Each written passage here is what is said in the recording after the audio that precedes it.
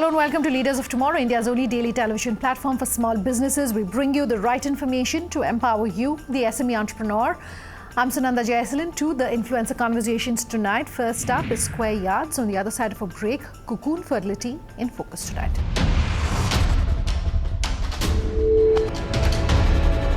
Our first influencer conversation tonight is with Square Yards, which is a Gurgaon-based Proptech company.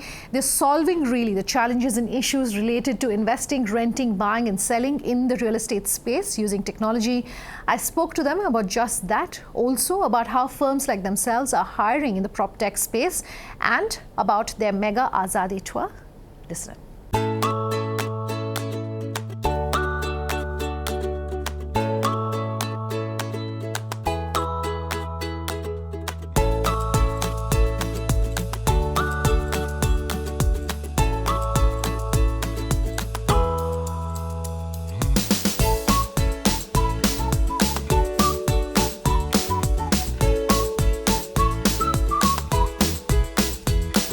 Tanuj, good having you joining us on the show today, and I want to talk about the fact that the model that you follow, which is transactions that are based on a digital platform in the real estate space.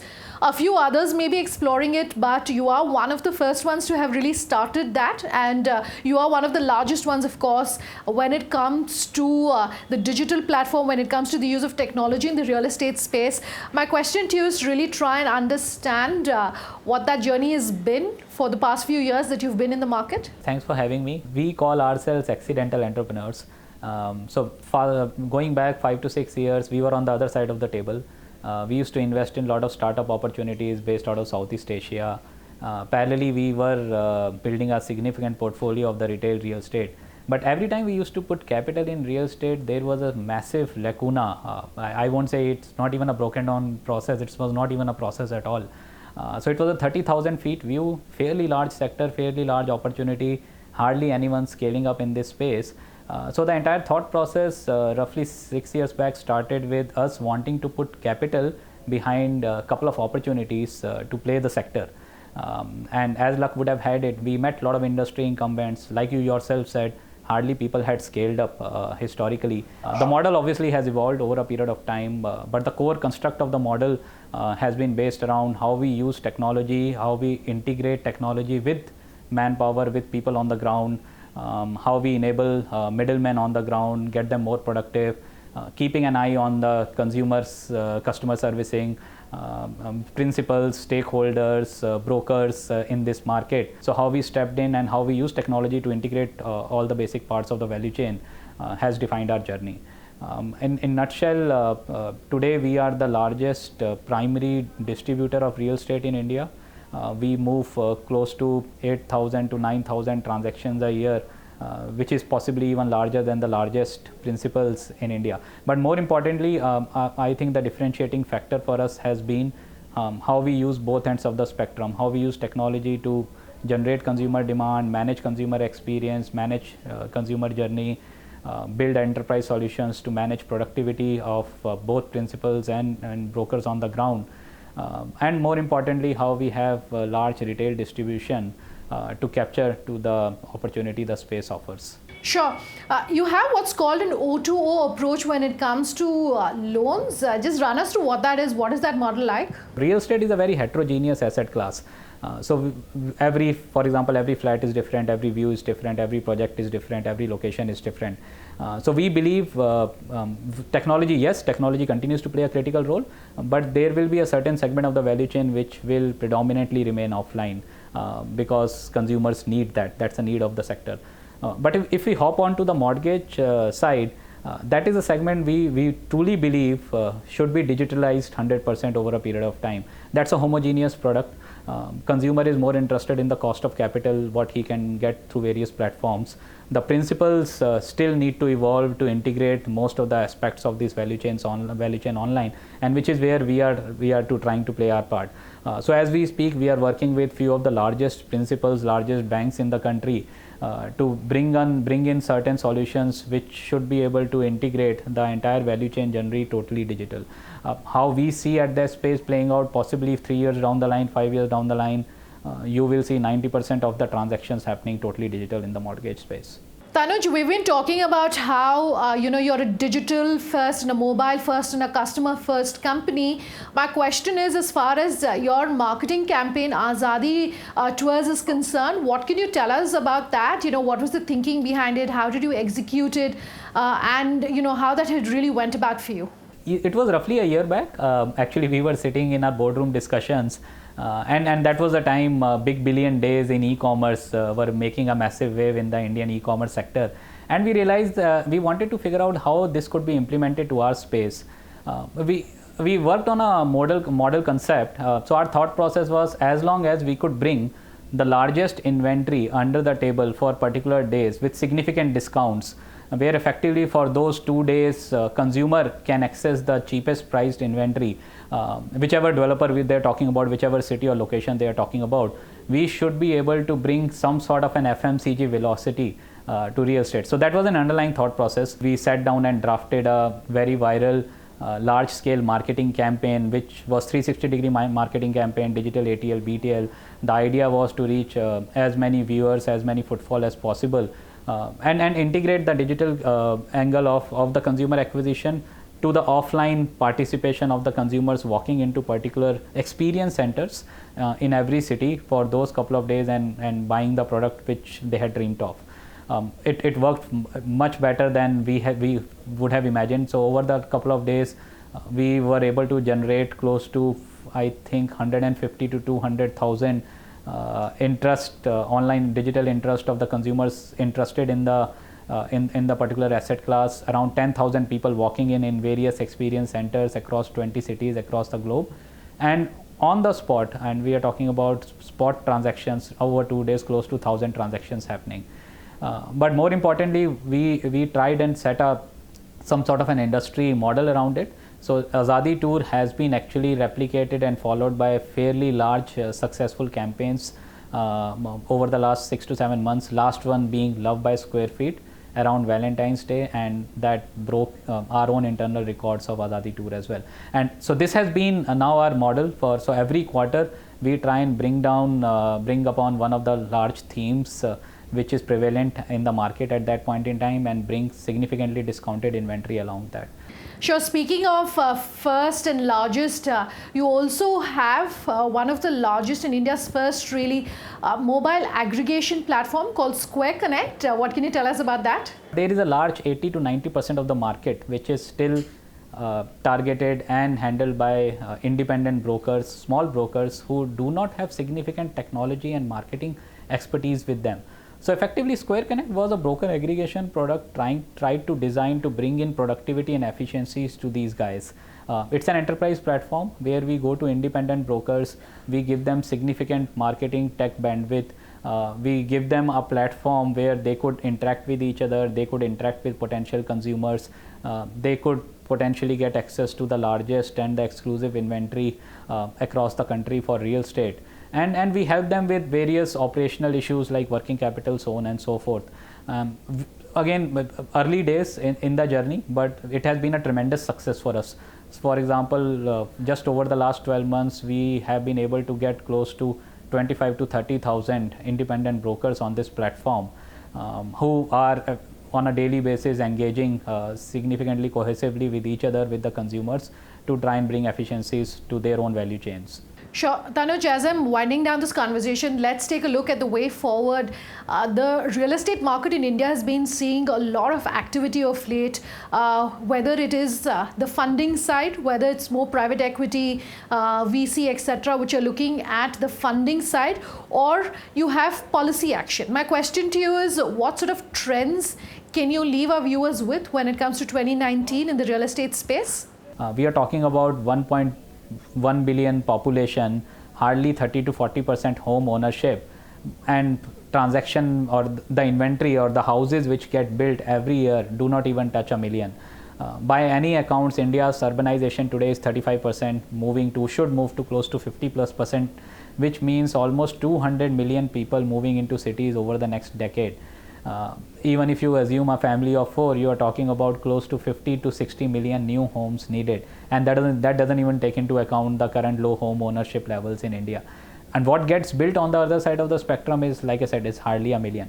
But despite all that macro variables which are significantly headstrong towards the sector to do well, we are still talking about a massive amount of oversupply, the inventory not moving.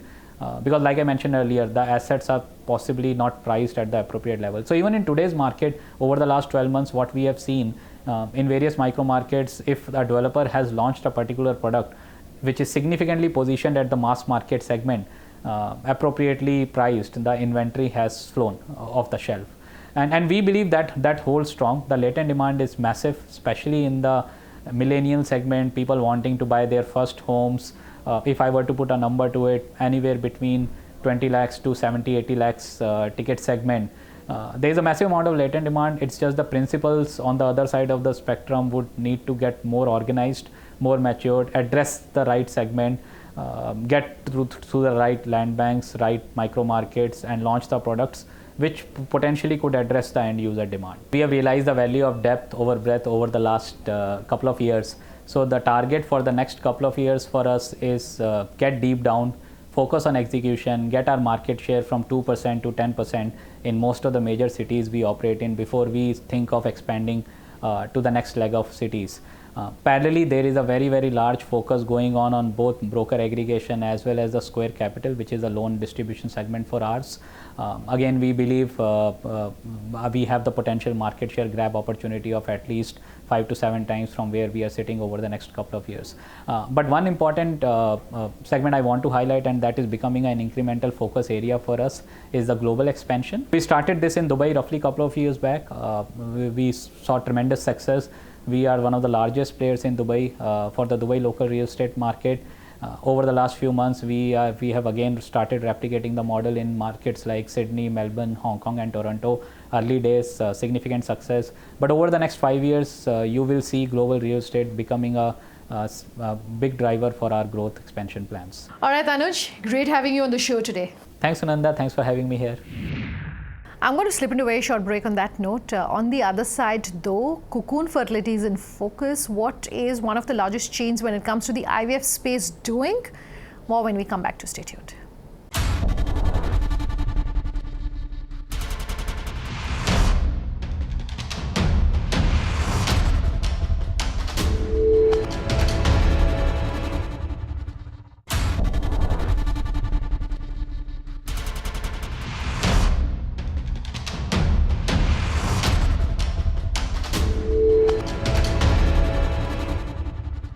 Welcome back with us here on Leaders of Tomorrow, and tonight on the show, Cocoon Fertility is our second influencer conversation.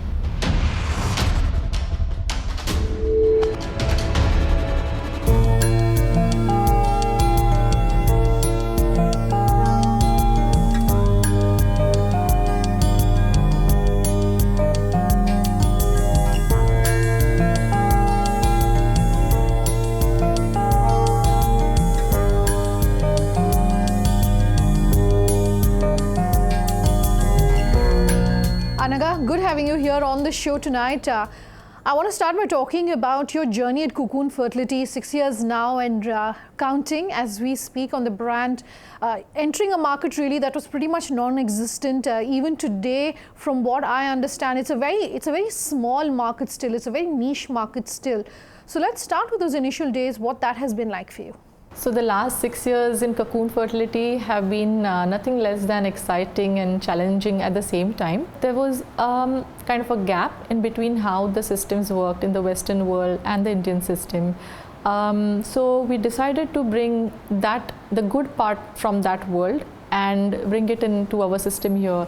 The SOPs, the guidelines, and the latest technology. And we began the center here in 2013.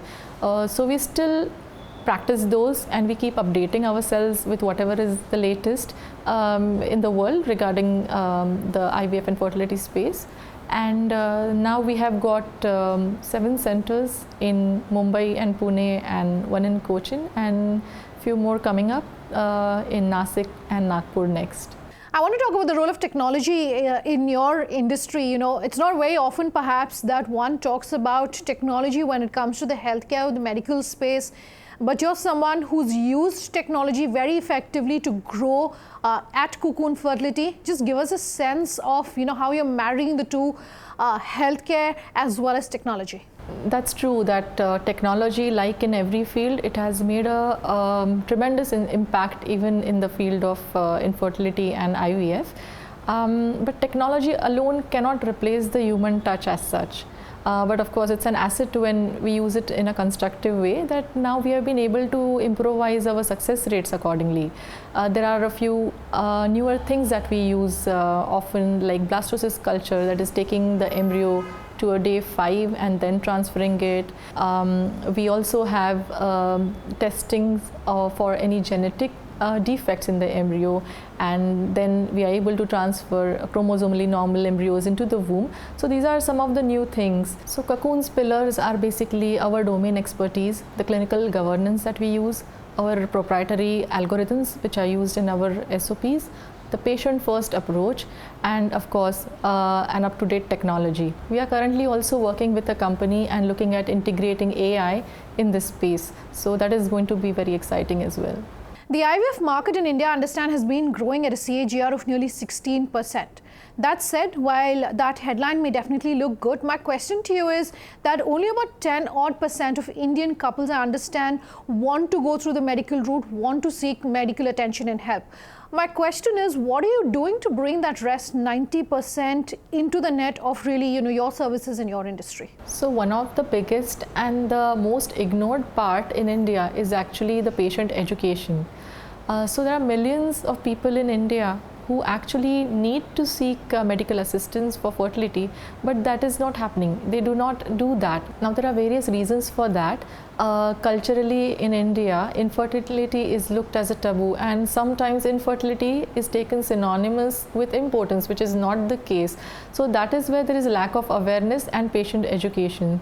So we are trying to do what we can through having patient education forums in different forms of media. We have awareness camps, and we have also medical checkup camps and outreach clinics. Even as a Rotarian, we are involved in that. So that means we need to change as a society per se, and that would mean educating not just the couples but also the entire family as one unit, and only then we can expect a change. We do some patient education forums on different forms of media. We arrange outreach clinics in various parts of the country, and as a part of Rotarian, I'm involved in that actively. We also arrange patient information evenings and meetings and one-on-one discussions regarding this. So another challenge is the availability and accessibility of fertility centers across the country. So in the Cocoon's plan of expansion, in the next phase we are looking at tier 2 and tier 3 areas of the country, and that is how we will be able to reach more and more people, and that will improve the clinical outcomes and pregnancy rates as well. I want to get a sense of, what investors are really seeing, Anaga, when it comes to the infertility and the IVF space. Is there enough interest? Is there enough understanding, perhaps, of investors of this very technical field? And, are they willing to put money, really, is the question. So the overall sentiment is favorable to IVF as an industry. And with regulations coming in, it will be more viable for investors to invest in this sector. Also, I feel healthcare has always been a positive platform for investors, and IVF will continue to be in the same space. We were talking earlier about, what you're perhaps doing to bring that 90% of couples who are not seeking medical help under the net, bringing more information to them. We understand India has nearly 30 million couples who are in the reproductive age, but not seeking, any sort of medical attention because they are infertile. How do you ensure that you are breaking away just from, say, your tier 1 markets, your metro markets, reaching out to people no matter, what part of the country they're in, what sort of SEC they may be based in, and helping them understand that medical help, medical attention is available for this? So infertility is not restricted to a particular segment of the society, but it spans across various social strata in our country. So it is critical that we provide quality medical services not only in the metros, but we also reach the tier 1, tier 2 and tier 3 areas of our country. It's extremely important, and I think with time we have tried our best to bring the costs of IVF lower and make it more affordable to everyone. If we look at the success rate of IVF throughout the world, it is somewhere about 30-35%.